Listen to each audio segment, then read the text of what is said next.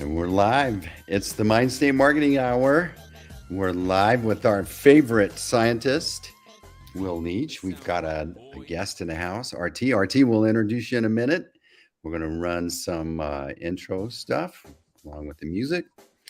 I'm in a different location, but the show must go on. It's the Mindstate Marketing Hour. We're live with Will Leach. He's our favorite behavioral scientist. With R.T. Custer, CEO of Vortic Watch Company, and he runs a mastermind. He's our guest today. We're going to pick his brain. This is an ambush. We didn't tell you, R.T. This is an ambush interview. We're going to learn from you. No, we're going to be nice. We're going to have fun. Will, how are you?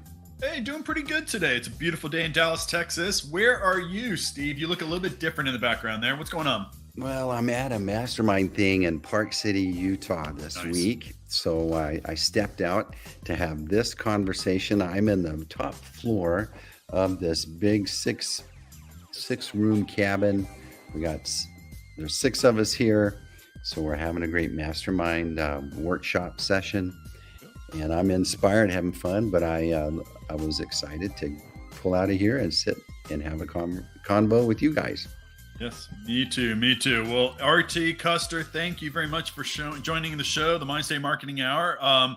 Steve, do you want to do a quick introduction of R.T. and then we're gonna let R.T. talk about his life? That's what I'm most interested in, is talking about his life, entrepreneurship, masterminds, and all things in between.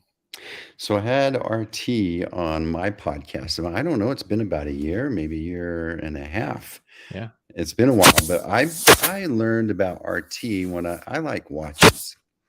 And he's got this cool company that takes watches, and he I don't want to mess it up, but he rehabilitates them, and they're beautiful, one of a kind pieces. And so I was learning about it, but then found out he had an agency as well. But he also, I'm into learning about setting up communities, and so he's got a mastermind that he does also. And so we had a great conversation on my podcast.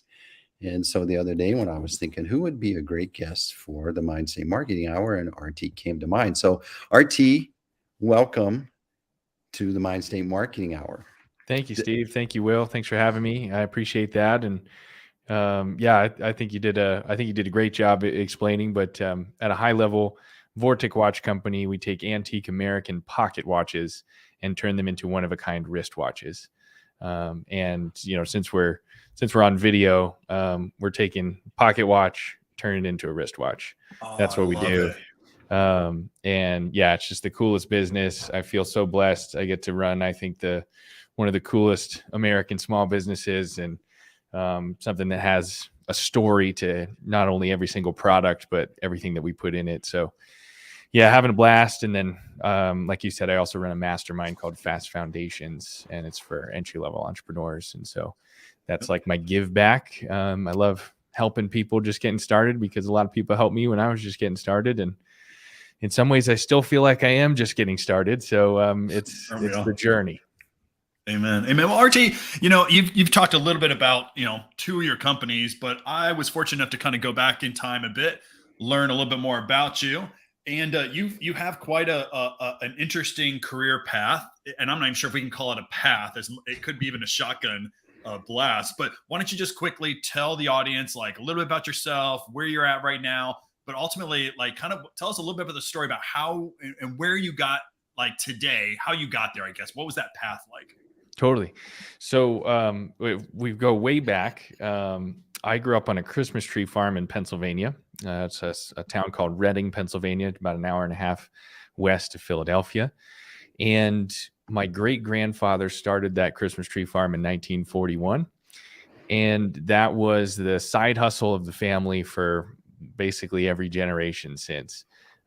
Christmas trees and running a small farm. We had 40 acres, was never going to be a huge business. And so pretty much everyone in my family had another full-time job. But I grew up in a family of entrepreneurs, and a family who were entrepreneurs and full-time corporate workers. My grandfather worked for the state of Pennsylvania. He had a doctorate in forestry from Duke. So just a wealth of knowledge in entrepreneurship and in literally trees. And then my dad and my mom were both long-term in their entire career was in marketing and advertising for big companies. And so I grew up around that. I learned how to sell Christmas trees at a really early age, learned how to manage a business, learned how to talk to people, learned how to tell stories with marketing. And then, I think my parents saw me playing with Legos a bunch, and I thought they were like, oh, maybe you should be like an architect or an engineer. So I went into engineering at Penn State, one of the best engineering schools in the country. So I feel blessed to have grown up in Pennsylvania and got a really inexpensive and extremely good education. Studied industrial engineering with a minor in leadership and entrepreneurship, and graduated. Ended up working for the world's largest retailer, and for Walmart. They put me in logistics, which is the world's largest logistical problem to solve. And so that was the coolest job ever. I had a $25 million capital budget when I was 21, right out of college. And I was putting in robotic systems and automated storage and retrieval systems in distribution centers that were built basically when I was born. And that was really cool. Did that for 2 years. And along the way, had this really good idea to take pocket watches and turn them into wristwatches with my business partner, Tyler Wolf. We had the idea in college, actually, at Penn State.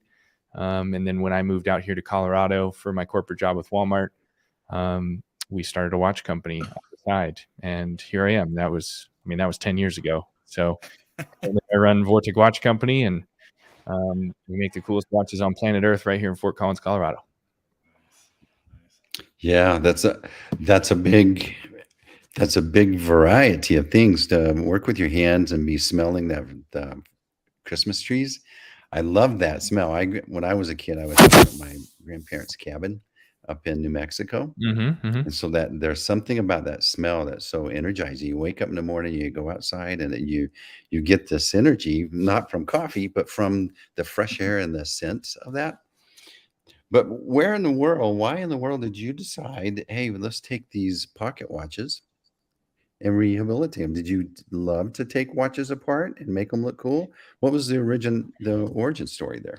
Tyler and I had a bunch of ideas out on the golf course at Penn State one day when we were, I was maybe a junior, maybe a sophomore. I don't remember. It was like 2011.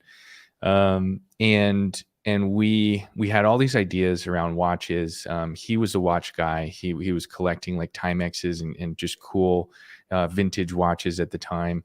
I had, I think, one watch to my name at that time, but I'm a nerd. Like, I love engineering. I love how it's made. I love history. My last name's Custer, so I love military history. My dad, I think, has the second largest collection of books on General Custer in the country. And so, like, I just grew up around all that history, and we were both passionate about made in USA. And so we said, okay, we have all these ideas around watches. Before we try to figure out how to make one, can we make it in America? Because this is, like I said, 2011 to 2013, as we were kind of building the ideas for the business and getting started. And that was, I think, the heyday of using made in USA for marketing. People still do today. And obviously, it's great to have things made in USA. But back in that time, everyone was talking about it. It was big from a marketing standpoint. And we were like, okay, if we're going to do it, let's do it the right way. Let's make a watch in America. Did a ton of research, and there are almost no watches made in USA. Most watches are made in Switzerland or China at this point. But we stumbled on the history of what we call the Great American Watch Companies. And most people don't know that America was the Switzerland of the world from about 1850 to 1950. And back then, they were all pocket watches. So there was 10, I call them Great American Watch Companies. Those 10 companies produced over 100 million pocket watches in America in that 100 years. And, back then, like, you think, put yourself in 1910. You didn't have a cell phone. The only two ways to tell the time was a pocket watch and a clock. And so instead of a phone, we had pocket watches in our pockets. And that's how we knew what time. If you had to know what time it was, you had a pocket watch. And so there's millions of these things out there. And today, most people scrap pocket watches for the gold and silver of their case, leaving the inside, the movement is what's called the mechanism, the face of it in the hands as scrap. And at some point, as we're doing that research of made in USA and can we make a watch in America, we realized if we upcycled these old pocket watches, we could make the outside, we can make the case and the crown and all the other, that's the bigger parts. We could totally figure out how to make that. And we could have 100% made in America wristwatch out of these old pocket watches. And we put that idea on Kickstarter in 2014. And we've sold every watch we made since. So, sometimes you just get lucky. My dad says, I think about golf, typically, I'd rather be lucky than good. And sometimes you get a lucky, good idea. And that's what we have here. And we call it the American Artisan Series. And that's currently our first and only product. We got all kinds of new products coming this year. But right now, we take pocket watches and make them into wristwatches and tell stories on your wrist. That's amazing story. I love it. Hey, R.T., so you've just talked about, you threw in there, we've got a lot of new innovations coming up, but then even just thinking back on that golf course, you're arguably in the top 10% of the most educated people in the world at that point. Ideas are coming at you. But then you kind of honed in on this one because of a passion and, things were happening, that made you kind of think about this idea of made in America. Tell me, what is your creative process? If you could think about it in business in particular, do you have a creative process? How do you get these ideas? Do you know how you do it? I've heard sometimes that artists, especially like in music, will say, it just feels like there's a stream of lyrics up above them and they just kind of grab them down, but do you have an analogy or how do you come up with ideas? Well, so, I love that your company's called Mindstate. Like, I think you have to be in the right state of mind. You have to have the right perspective. And you have to put yourself in the right situation to even be able to have an idea. And to me, that is removing myself from day to day.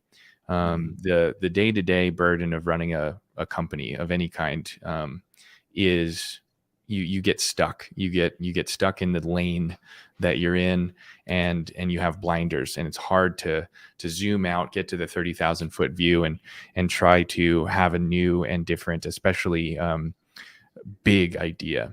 And so what I do is I leave. I go somewhere else. I go to Scottsdale, Miami, Vegas, somewhere that feels big and has big energy. I love Las Vegas because at any point in time when you're sitting there in a casino, billions of dollars are being spent all around you on things that they don't need. And they're literally giving the hotels money.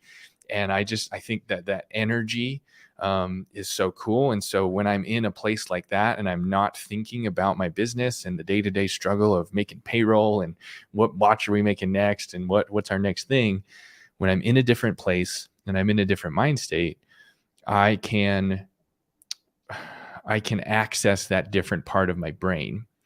And then I also have to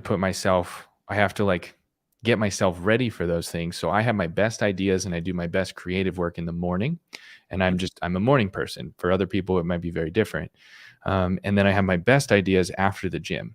So ideally, I wake up and I go to the gym. I push myself really hard in the gym. I work out, and then I sit somewhere big with great energy like that. And I just write, and I just free write, or I draw pictures of the thing I'm trying to do, or I love whiteboarding. I love just get it out of my head and onto a whiteboard. I love flow charts. I'm always designing. My assistant thinks I'm crazy because I'm just I build all these things on a whiteboard and you can't even read my handwriting. And then I'm trying to explain. It's so hard to get from here onto paper. And so I start with a whiteboard, or I have one of those remarkable tablets. So it feels like a whiteboard, but it's, a pen and paper. And are you doing this? Are you doing this consciously? Are you actively trying to come up with new ideas, or you just find yourself, they come to you? I mean, are these, when you said you go to Vegas, are they just coming to you, or you're like, I'm going to the woods, I'm going somewhere on purpose because I want to come up with a new business idea? Yeah. So Great question. I have a lot of random ideas just come to me, like Yeah, me too. even when I'm here, in Colorado. Again, it's typically like after the gym or even when I'm at the gym. And so I always have my phone on me. And so I use my iPhone notes, just the notes app. And I just throw ideas in there. And um, I I basically have this like rule of thumb where if I have the same idea multiple times across multiple days, that means it's probably a good idea. And so I'm like, I write down those ideas as I have them, and I think they're a good idea, but I pretend they don't exist the first time I have them, because it's like, am I in the right mindset? Am I applying that to the right place? And so I put all those ideas in the notes, and then I go back in periodically when I'm looking for new ideas, and I access those previous ideas. I'm like, oh man, that was a really good one. Or, oh yeah, I've had that idea 2 or 3 times now. And I do that, but I have too many ideas. And so to answer your question, it's like when I'm trying to access new ideas is when I'm doing something new, like we're making a pivot in the business, or like right now I'm raising money for Vortic. And so I rebuilt our business plan, and I'm pitching investors and stuff like that. And so I need to have very creative ideas in a certain business line, a certain product line, or a certain type of marketing. And so I remove myself from day to day and then focus on just that one thing. So most recent example is I'm rebuilding our email marketing journey, like the automated welcome series that people get when they sign up for our email list. I built that 3 years ago, and it's amazing. And I love talking. It's the best asset I think our business has is the email list and this email journey.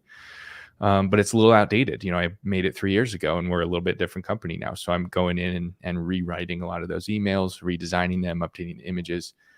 And so when I need to have specific ideas about something specific like that, I try to remove myself and then focus on that. Yeah, I love that. I use Miro as my Mm-hmm. digital whiteboard because it's endless, Miro's and great.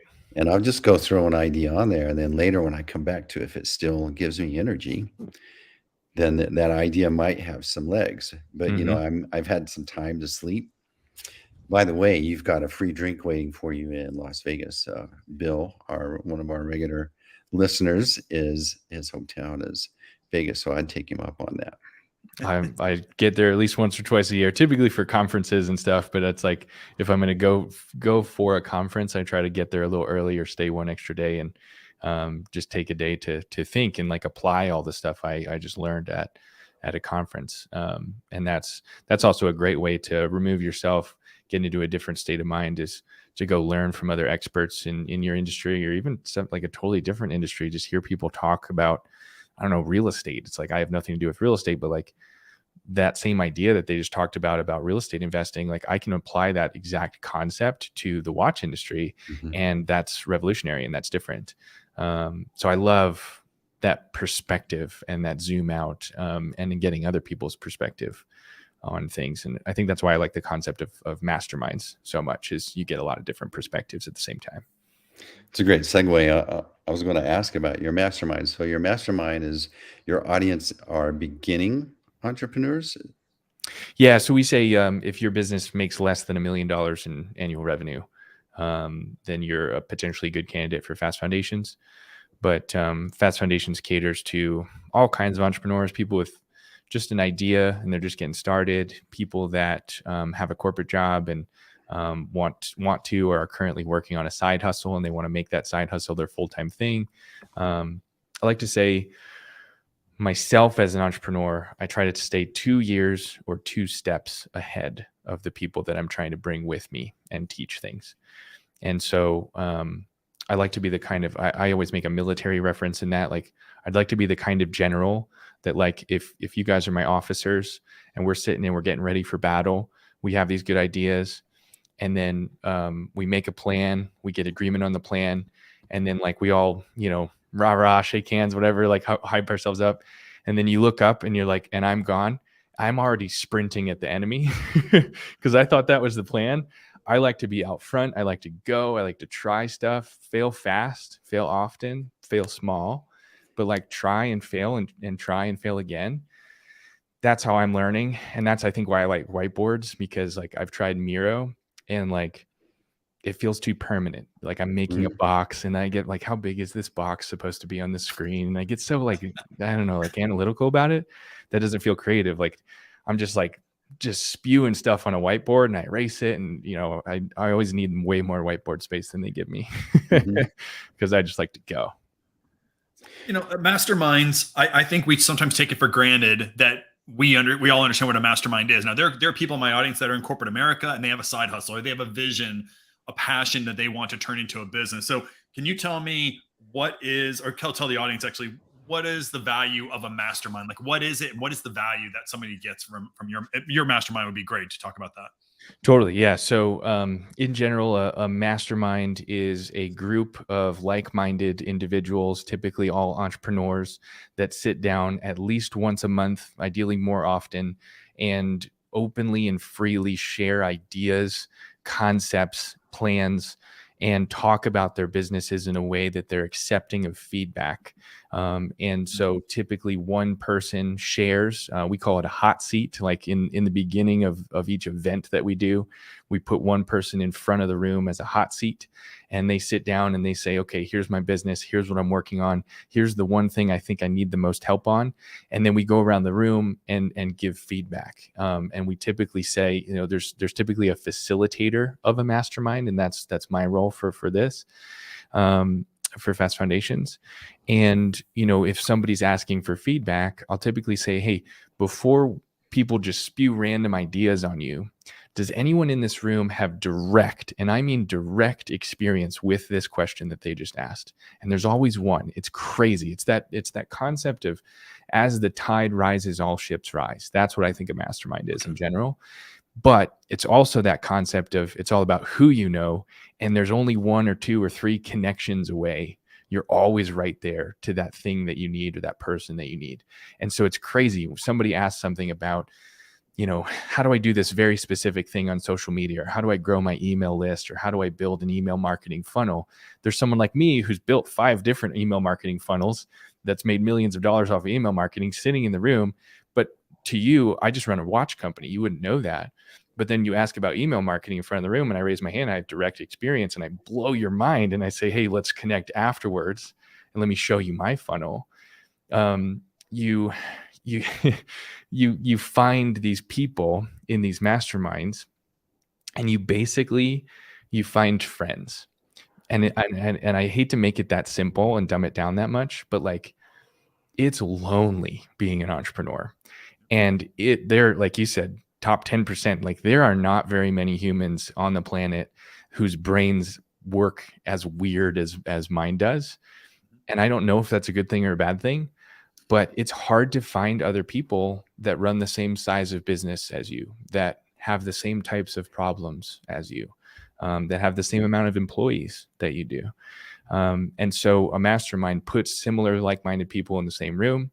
And there's usually an NDA in place or a non-disclosure agreement, so everybody can share freely and not worry about someone taking their ideas or ripping them off or anything like that. Everyone's there to truly help each other, and the tide rises. You grow, and you find one person that like can be a friend that just actually understands, that's been there, that's seen it, that's done the same thing. Yep. And you wouldn't meet that person on the street or in a bar or at a conference, you know. How would you meet not to that person? level of depth? Yeah, exactly. All right, you sold me.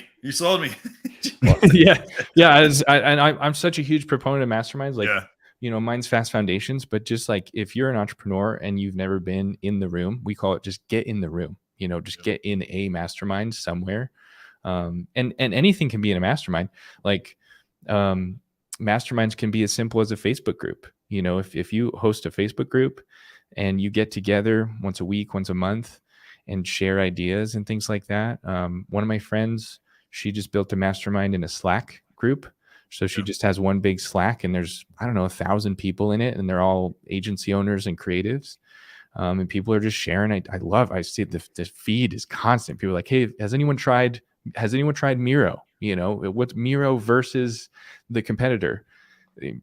Pros and cons real quick. And like 7 people will chime in and say, here's what I use. Great. It's awesome. Like it's hard.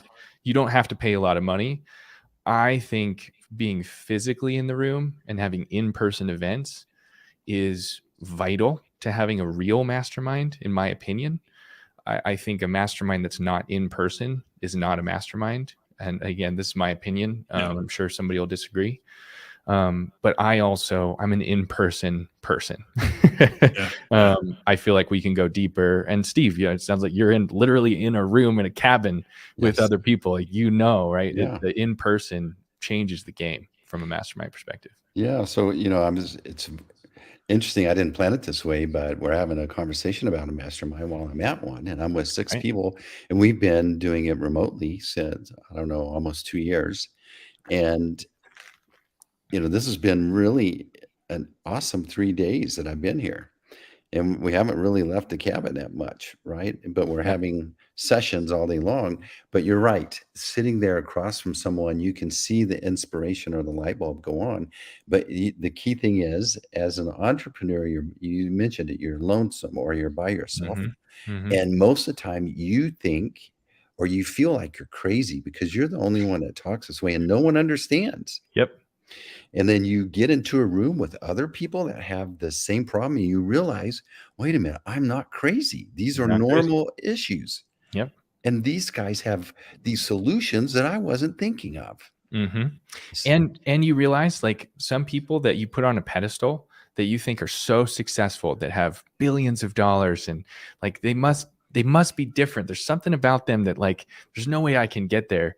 You get in a room with them and they help you, and they also believe in this, as the tide rises, all ships rise, and they literally open their P&L and show you how they did it. And you're like, you know what? You're just like me. You're just 2 years or 2 steps ahead. I want to learn from you. How do I learn from that person? Plus, it's like exponentially cheaper than, hiring a consultant or a consulting company to come in and help you one-on-one. And I think it's better because now you get, like, our Fast Foundations is up to 50 people. Typically we have 30 or 40 people in the room. That's a really good amount of people because there's like little spin-off groups that happen and all that kind of stuff. But you get lots of different perspectives from people that have never done what you've done before. But that just, honestly, they just ask questions that you've never been asked before. And when you get a question that you've never been asked before, you zoom out, right? You're like, whoa, I've never seen it like that before. That's interesting.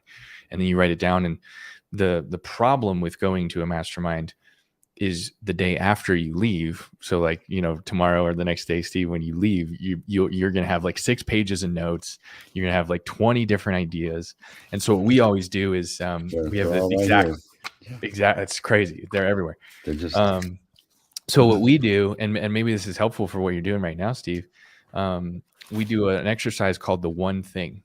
And we go down and we just brainstorm. We take one sheet of paper and we write every single idea and project that I want to do next coming out of this mastermind. It's like, okay, I need to redo my email journey. I need to figure out what an email journey is. I gotta rewrite my welcome series, right? Whatever. Like, I'm gonna list 100 things. And then we say, okay, circle the top 10. Okay, cross out 5 of those.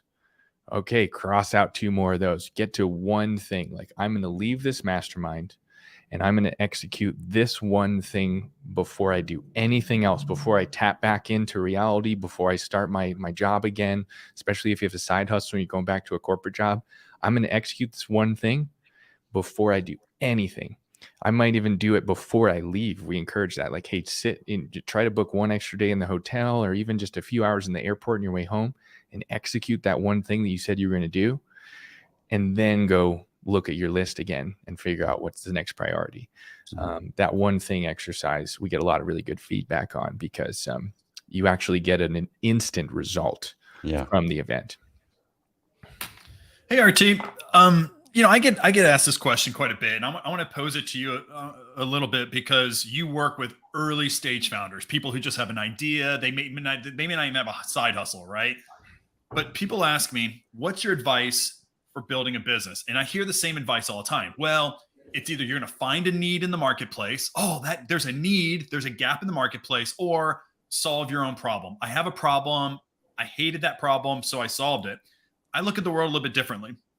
And the reason why I bring this up to you is you've used the word passion quite a few times. What I tell my students and people who ask me this is, first, find a passion, whatever that passion is. If it's cats, if it's fishing, if it's engineering, whatever that passion is. Yep. Then I say, go find another passion. I don't care what it is. If it's knitting, if it's artificial intelligence, if it's whiskey. And if you can marry two passions, force them in today's world with technology, with masterminds, you can monetize anything. I really believe that. Yep. You can monetize your thinking. So if it's cats and whiskey, damn it, you will make a cat flavored whiskey, or you'll make whiskey for cats. I don't know what it is. Cat flavored Do whiskey. it. Right. Let's do it. So I always say why that's so important is, you just said the entrepreneurial journey is really tough. It's tough. And we all from the outside look really like we got it together. We show on Instagrams that we're in Park Cities, with other masterminds. we're in Mexico. We're not jealous, are we? Yeah, I don't know. Maybe a little. Park City's pretty awesome, and they have a ton of snow awesome. right now, so that's awesome. Awesome. It's so when I think when you have passions, it puts you over those humps. There's gonna be times when you're gonna get beat up, you will get beat up in the entrepreneurial journey. So I always talk about, if you can marry two passions, you will get over those humps. The days where you can't pay yourself, the days where somebody lies to you and they take money from you, all those things that happen on the entrepreneurial journey. Yep. So my question, I guess, to you is, you have these people who are coming to you with an idea. Do you, how, if at all, do you bring in this idea of their passion, bringing that to life? And if they don't really know, do you know how to help somebody find their passion in any way? Like, how do you integrate their passion into building their business? Yeah. Gosh, I love this question. It's so difficult because for me, I am really passionate about a lot of things, and it's always hard for me to figure out what am I going to do today, because I'm like, I have to almost like rate my level of passion for the things that I'm doing, and I end up putting a lot more time and effort into the things that I am more passionate about. So I think about this a lot, and it's when Tyler and I started Vortic, we talked about some of this stuff, but now looking back, 10 years later, we sometimes ask ourselves, and people ask us on podcasts like this, like, would you do it again? And typically the answer is no. it's you have to be a certain level of crazy to be an entrepreneur. But I think passion is what, like you said, passion is what keeps you driving through, and you push through the hard stuff. And that's why other people perceive you as crazy, because they're like, why, you don't even seem fazed by that. And it's like, well, I'm just so passionate about this thing. I'm going to do it no matter how much it hurts. And to help other people find their passion, I would start with core values. So I did this at a recent mastermind. It was Fast Foundations in Denver, probably maybe a year and a half ago. I worked the room through determining your core values. What do you stand for as a human?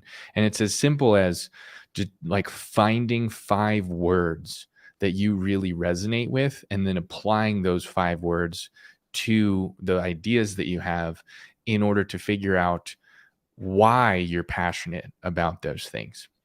And the exercise, I actually learned it in couples counseling with my girlfriend. And if you've never done therapy, let me just advertise therapy for a second. Talk therapy. I mean, any form of therapy is great. Even just getting outside, taking a walk in nature.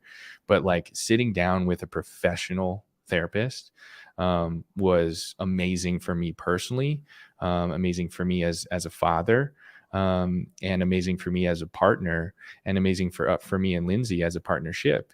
And one of the things that I really took away from that is we worked through our core values and determined Lindsay's core values and my core values, and figured out if we meshed.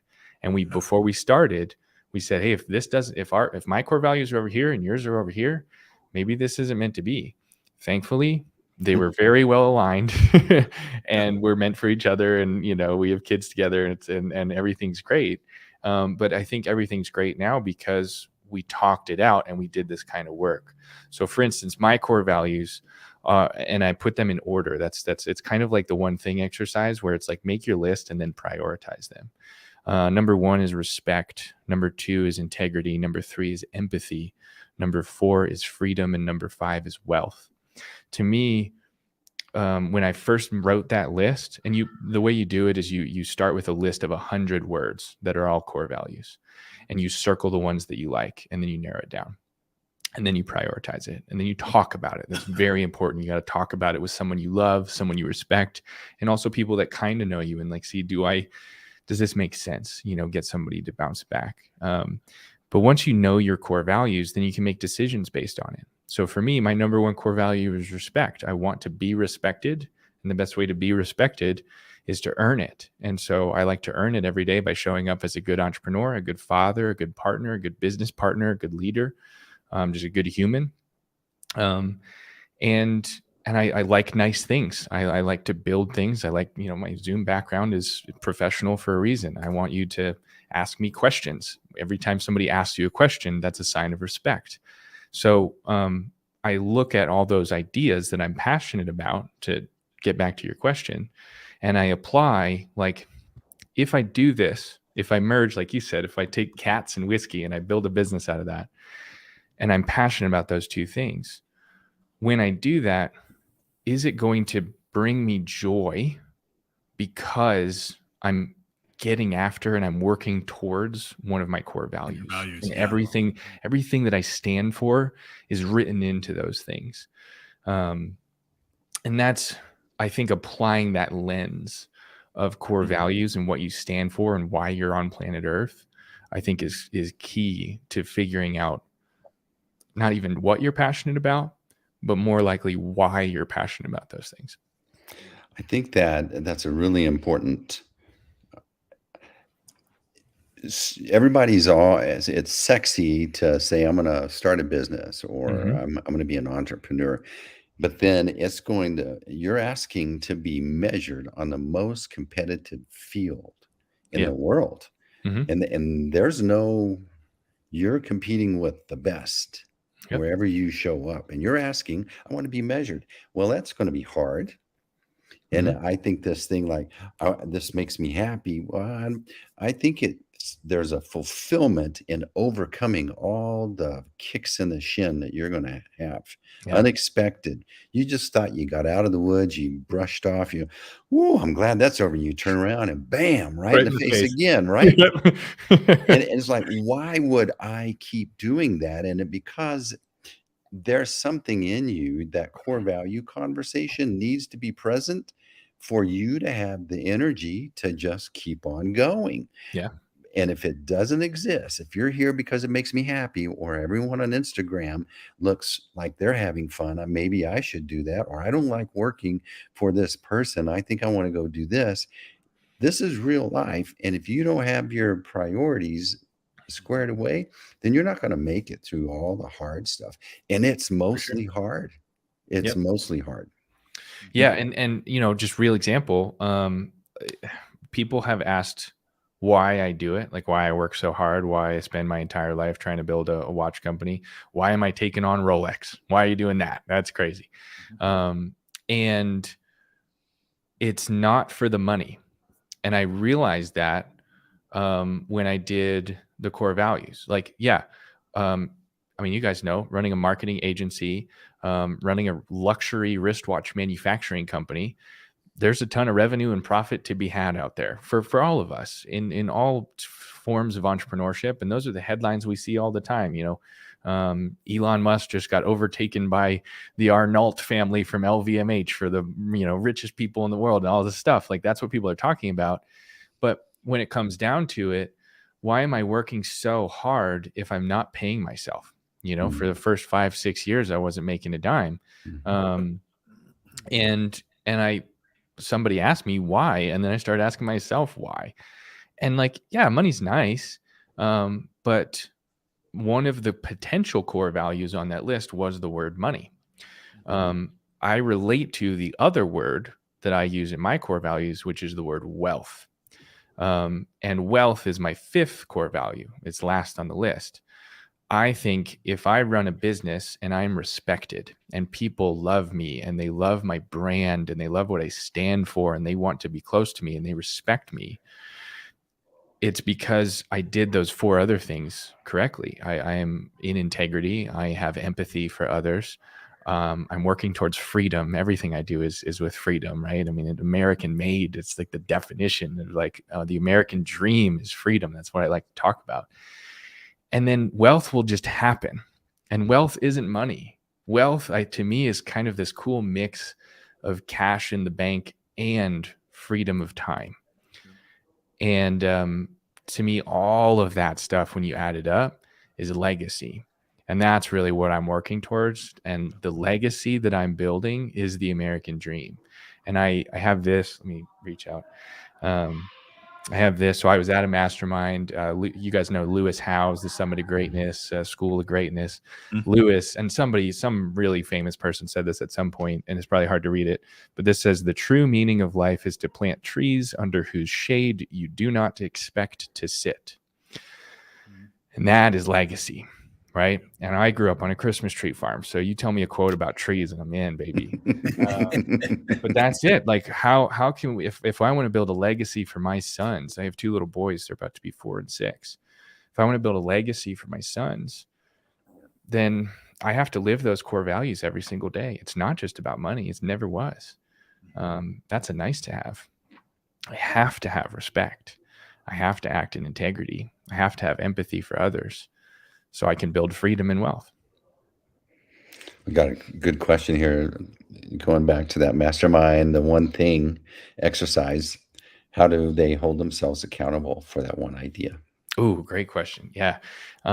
Self-accountability is one of the hardest things in the world, especially if you're an entrepreneur. It's so, we have all these ideas, we have all these things. I do not like to try to hold myself accountable. That is very difficult. So we have accountability buddies, or we partner you with someone else, and we go around. So the finish to that exercise, when you do the exercise in a mastermind, you can do it in a group as small as 6. We do it in a group as big as 30, 40, 50. After you pick your one thing, you go around the room, everybody passes the microphone around, and we have the facilitator, somebody else in the room, writes down every single person's one thing. And then we follow up with you, either the facilitator or your accountability partner, your accountability buddy, personally follows up with you when you say you want it. So it's not enough to set a goal. It's not enough to say you want to do this one thing. To have a true goal, it needs to be metricable and have a time limit on it. So you have to say, like, instead of saying, I'm going to rebuild the email journey for Vortic Watch Company. Okay, what does that mean? Well, there's 20 emails in the journey. So I'm going to rewrite and edit and update 20 emails in my software. It's called Klaviyo that we use. I'm going to get in there. I'm going to redo all those emails. And I'm going to send them to my accountability buddy by June 1st. Now you have a goal. Now you have a specific goal. It's 20. It's not 19. I can't stop at 19 and then send 19 to that person's going to be like, hey, you said there was 20. Where's number 20? And if I don't do it by June 1st, I get a call every 24 hours until I figure it out. And they'll be so annoying that I just have to do it. Or I have to justify why I didn't do it. So it's like, hey, I actually did this instead. Let me send you this. And that accountability buddy is clutch. I think that's why you do a mastermind. And it's all included. And typically that person becomes a really good friend because you're holding each other accountable. Yeah. You're in a battle together. Yeah. Yep. Exactly. Your wingman. My sons are obsessed with Top Gun right now. I think I've watched the new Top Gun movie like 20 times in the last like 3 weeks. It's great. I showed it to them once, and I think it was like one of the best movies ever made. So like, I'm just a huge fan. And now it's just on in the background all the time. We're playing Legos and hanging out at the house. It's awesome. Well, Steve, I'm sitting here looking at like another 7 questions, but I mean, our time, I can't believe an hour has gone by so fast. It has. So, R.T., I'm curious, what's one question you might want to ask Will? Oh, yeah. In the hot seat. I like him in the hot seat. I don't like to be in the hot seat. Well, I'll try to give you a softball. A softball, yeah. So when you asked me about how do you help people find their passion, what, from a behavioral science standpoint, Mhm. how does the brain work? Like, why am I passionate about something from like a science perspective? Yeah. Why do I get so passionate? Like, is it Good one. nurture nature? Like, why am I so passionate about these things? Good question. I would say there's probably lots of different viewpoints, whether we could talk neuroscience or psychology. I'll focus more on psychology. So imagine your life is this, we don't have to imagine it. It is a journey. Mhm. Now, if you don't know this, everyone out there should know this because it works for marketing. And I use this as a marketing model, but I tell Steve all the time, I have a marketing model based upon the psychological mind state, but really it's a behavioral science model that I apply to marketing because that's the world I lived in for 20 years. Every behavior you have, every single behavior outside of a reflex action, I touch fire, I pull back, right? Mm. Somebody's in danger, I react. But every other behavior is actually towards what's called a goal. So goal theory states that the distance between where you are today versus where you want to go, a better version of yourself, is a goal.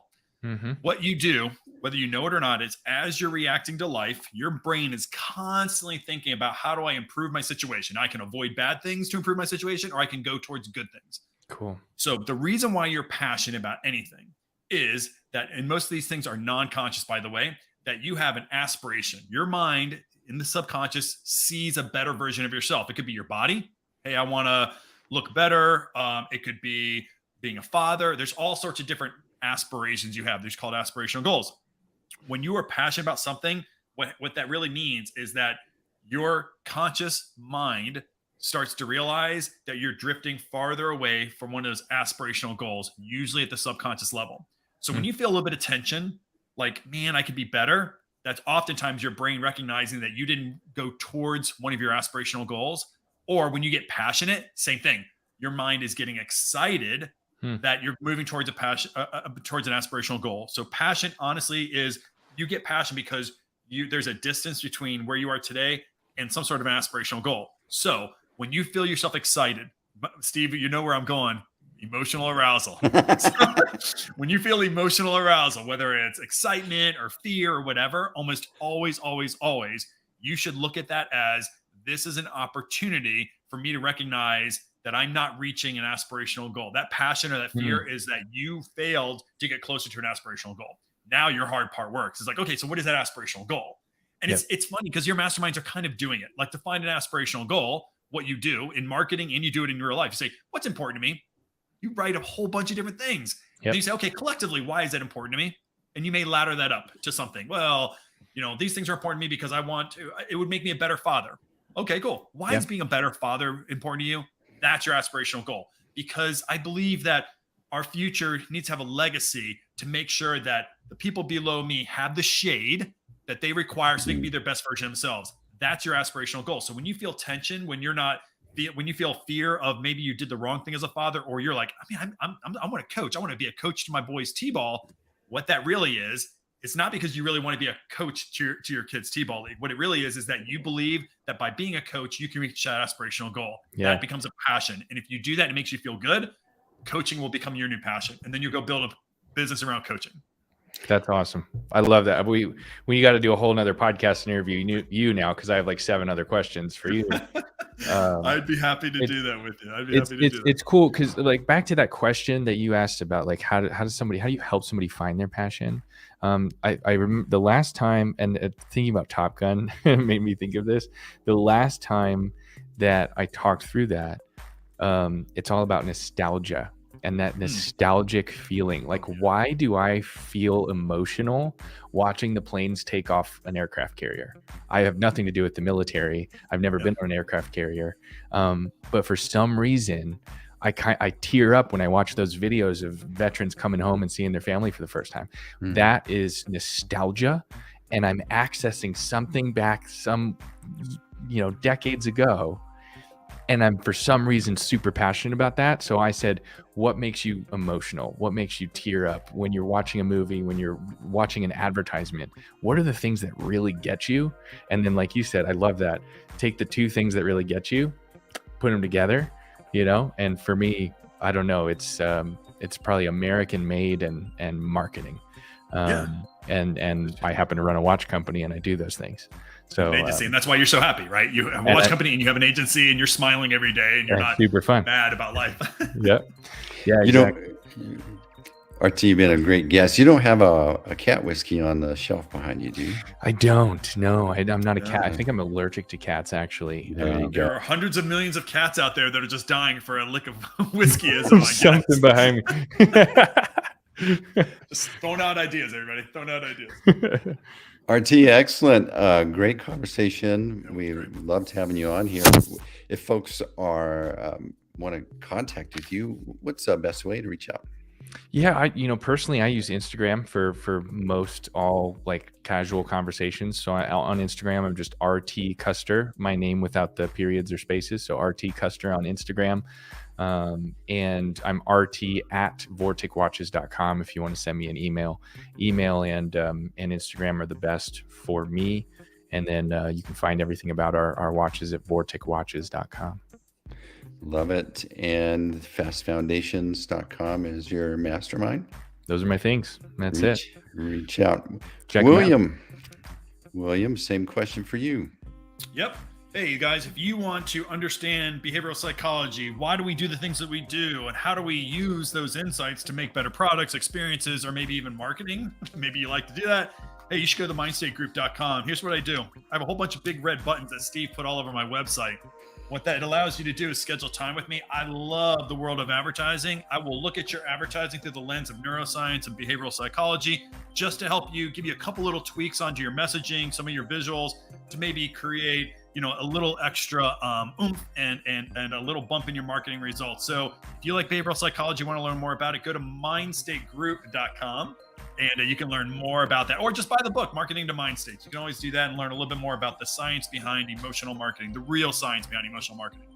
Will, is that free? I'm on your site right now. Can I book time with you for free? You can. All right. I'm going to see you next week.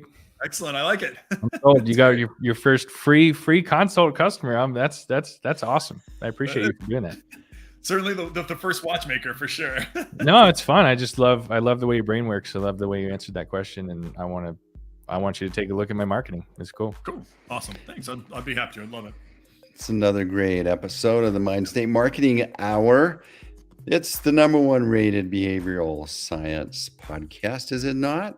It is. 2002 best podcast out there. Voted best podcast in behavioral marketing. Yes. Yeah, we don't just say it. We walk the walk. Back it up by trophies back there. Back there. Yep.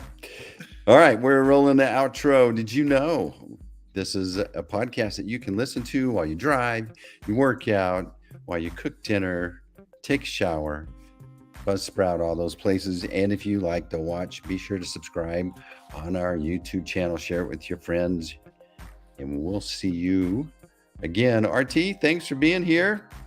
Thanks, Steve. Thanks, Will. This was fun. Thank you very much for having us. Good for you coming on job. our show. All right, so my money don't jiggle.